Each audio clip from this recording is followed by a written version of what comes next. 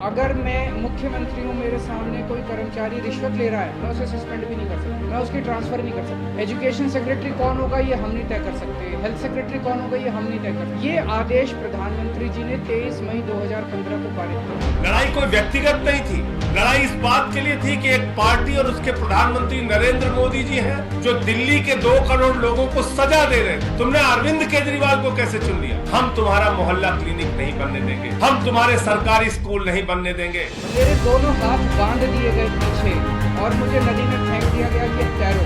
केजरीवाल जी का गुनाह क्या था, क्या गलती थी उनकी? तो अगले कुछ दिनों के अंदर आप देखेंगे बहुत बड़ा प्रशासनिक फेरबदल होगा। सारे प्रशासनिक सिस्टम को भी दुरुस्त किया जाएगा। ये सारा सिस्टम सड़ा गला सिस्टम है।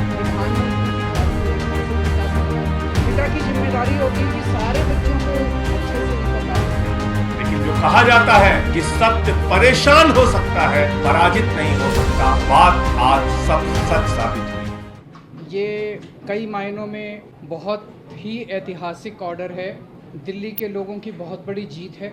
दिल्ली के लोगों के साथ जो अभी तक अन्याय होता आया, उनके साथ माननीय सुप्रीम कोर्ट ने न्याय किया है। आज से 8 साल पहले 23 मई 2015 को हमारी 14 फरवरी 2015 को सरकार बनी थी। फरवरी, मार्च, अप्रैल, मई 3 महीने के अंदर, सरकार बनने के 3 महीने के अंदर ही जैसी हमारी सरकार बनी, 67 सीट आई। 3 महीने के अंदर ही प्रधानमंत्री जी ने एक आदेश पारित करवाया केंद्र सरकार से कि दिल्ली के सर्विसेज के मामले अब दिल्ली की मुख्यमंत्री के पास नहीं रहेंगे, वो एलजी के पास रहेंगे या केंद्र सरकार के पास रहेंगे। इसका क्या मतलब हुआ? इसका मतलब ये हुआ कि दिल्ली सरकार में काम करने वाले जितने भी ऑफिसर हैं, जितने भी कर्मचारी हैं, ऊपर से लेके नीचे तक, आईएएस अफसर से क्लास ए से लेके क्लास 4 कर्मचारी तक, चपरासी तक, सारे कर्मचारियों की ट्रांसफ़र पोस्टिंग, उनकी डिसिप्लिनरी प्रोसीडिंग्स, नई अपॉइंटमेंट, पोस्ट क्रिएट करना, पोस्ट एबॉलिश करना, पक्के करना, ये सारा जो है ये अब दिल्ली की चुनी हुई सरकार के पास नहीं होगा। यानी कि अगर मैं मुख्यमंत्री हूँ, मेरे सामने कोई कर्मचारी रिश्वत ले रहा है, मैं उसे सस्पेंड भी नहीं कर सकता, मैं उसकी ट्रांसफ़र नहीं कर सकता। एजुकेशन सेक्रेटरी कौन होगा ये हम नहीं तय कर सकते, हेल्थ सेक्रेटरी कौन होगा ये हम नहीं तय कर सकते। ये आदेश प्रधानमंत्री जी ने 23 मई 2015 को पारित किया। 8 साल को इस्तेमाल करके दिल्ली के कामों को जानबूझ के रोका गया। हम दिल्ली में स्कूल अच्छे करना चाहते थे तो वो जानबूझ के ऐसा एजुकेशन सेक्रेटरी बिठाएंगे जो कि काम ना करे।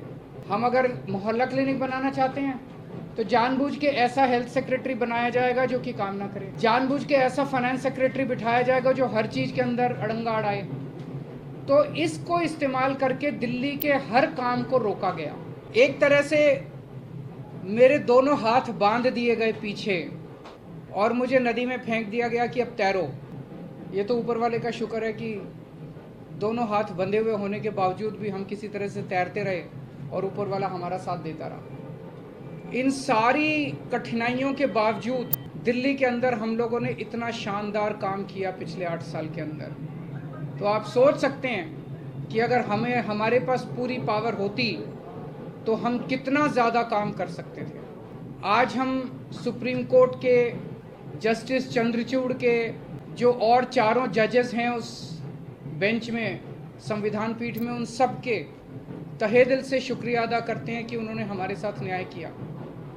मैं दिल्ली की जनता को केवल नहीं देना चाहता, बधाई देना चाहता हूँ और उनका शुक्रिया करना चाहता हूँ कि जो इतना लंबा संघर्ष था, उस संघर्ष में दिल्ली की जनता ने मेरा साथ दिया। दिल्ली की जनता के साथ के बिना मैं कुछ नहीं कर सकता था। आज जो ये इतनी बड़ी जीत हुई है, ये उन्हीं के आशीर्वाद, दिल्ली की जनता के आशीर्वाद और उनके साथ का, उनके सहयोग का नतीजा है। कदम कदम पे उन्होंने मेरा साथ दिया दिल्ली की जनता। अब हमें एक बहुत बड़ा मौका मिला है। दिल्ली का काम जो है अब ये 10 गुना स्पीड से होगा। आज के आदेश के बाद बहुत बड़े बड़े काम होंगे अब दिल्ली के अंदर जो सोच भी नहीं सकते। सबसे इम्पॉर्टेंट है हमें एक ऐसा प्रशासन देना है दिल्ली के लोगों को जो कि रेस्पॉन्सिव हो, जो कि जनता की ज़रूरतों के प्रति सिंपैथेटिक हो, कंपैशनेट हो। तो अगले कुछ दिनों के अंदर आप देखेंगे बहुत बड़ा प्रशासनिक फेरबदल होगा। कई सारे ऑफिसर्स को, कर्मचारियों को ट्रांसफ़र किया जाएगा। इस आधार पे कि उन्होंने अभी तक कैसा काम किया। कुछ ऐसे ऑफिसर्स हैं, कुछ ऐसे कर्मचारी हैं जिन्होंने पिछले कुछ महीनों में 1-1.5 साल में दिल्ली की जनता के काम रोके। कुछ ऐसे ऑफिसर्स हैं जिन्होंने दिल्ली में मोहल्ला क्लिनिक में दवाइयाँ बंद करा दी, अस्पतालों के अंदर दवाइयाँ बंद करा दी, जल बोर्ड की पेमेंट रोक के कई जगह पानी बंद करा दिया। ऐसे कर्मचारियों को, ऑफिसर्स को चिन्हित करके उनको अपने कर्मों का फल तो भुगतना पड़ेगा। लेकिन बहुत सारे ऐसे कर्मचारी और ऑफिसर्स हैं जो बहुत घुटन महसूस कर रहे थे, ईमानदार लोग हैं, काम करना चाहते हैं। उन सारे कर्मचारियों को, उन सारे ऑफिसर्स को मौका मिलेगा काम करने का। उन सबको जो डेडवुड है, जो करप्ट हैं, जो इनएफिशिएंट हैं, उनको अच्छी पोस्टों से हटा के साइड किया जाएगा और जो अच्छे हैं, एफिशिएंट हैं, ईमानदार हैं, रिस्पॉन्सिव हैं, कंपैशनेट हैं, उन लोगों को, उन सारे अधिकारियों को और कर्मचारियों को मौका दिया जाएगा कि वो दिल्ली की जनता की सेवा कर सकें। सारे प्रशासनिक सिस्टम को भी दुरुस्त किया जाएगा। ये सारा सिस्टम भी सड़ा गला सिस्टम है। ऐसा सिस्टम बनाया जाएगा जो जनता के प्रति जवाबदेह हो और जनता के लिए रिस्पॉन्सिव हो, जनता की ज़रूरतों के प्रति रिस्पॉन्सिव हो। तो व्यवस्था के अंदर जितनी कमियां हैं, इन सारी कमियों को दूर किया जाएगा। तो पूरे सिस्टम को और ऑफिसर्स को और कर्मचारियों को जनता के प्रति जवाबदेह बनाया जाएगा और जनता के लिए रिस्पॉन्सिव बनाया जाएगा। एक लीन एंड थिन गवर्नमेंट तैयार की जाएगी। Lean, thin, responsive, compassionate and accountable government, ये हम चाहते हैं। दिल्ली, जैसे दिल्ली ने पूरे देश को शिक्षा का मॉडल दिया, हेल्थ का मॉडल दिया, अब एक ऐसे गवर्नेंस का, एडमिनिस्ट्रेशन का मॉडल हम जनता के सामने रखेंगे, पूरे देश के सामने रखेंगे। मैं देखता हूं कि कई ऐसी पोस्ट्स हैं जिनकी ज़रूरत नहीं है। उनमें कोई भी कर्मचारी या अधिकारी बैठ के जनता की 4 अड़चनें ही लगाता है। अगर वो ना रहे तो ज़्यादा अच्छा रहेगा। तो ऐसी पोस्ट्स को चिन्हित करके या तो उन्हें खाली छोड़ा जाएगा या उन्हें अबॉलिश कर दिया जाएगा। लड़ाई कोई व्यक्तिगत नहीं थी। लड़ाई इस बात के लिए थी कि एक पार्टी और उसके प्रधानमंत्री नरेंद्र मोदी जी हैं जो दिल्ली के 2 करोड़ लोगों को सजा दे रहे थे कि तुमने आम आदमी पार्टी को कैसे चुन लिया, तुमने अरविंद केजरीवाल को कैसे चुन लिया। हम तुम्हारा मोहल्ला क्लिनिक नहीं बनने देंगे, हम तुम्हारे सरकारी स्कूल नहीं बनने देंगे, हम तुम्हारी शिक्षा व्यवस्था ठीक नहीं होने देंगे, अरे हम तुम्हारे घर घर के राशन पहुंचाने की योजना तक पे रोक लगाएंगे।